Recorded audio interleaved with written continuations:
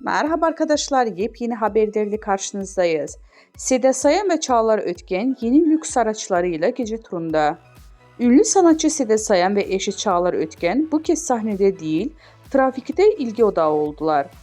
Magazin dünyasının en gözde çiftlerinden olan ikilinin yeni araçlarıyla Arnavutköy'de gece turuna çıkarken objektiflere yakalandılar. 2022 yılında dünya evine giren Seda Sayan ve Çağlar Ötken, aralarındaki 25 yaş farkına rağmen uyumlarıyla sık sık gündeme geliyor. Her fırsatta aşk dolu pozlarıyla adından söz ettiren çift bu kez lüks araçlarıyla magazin manşetlerine yer aldılar.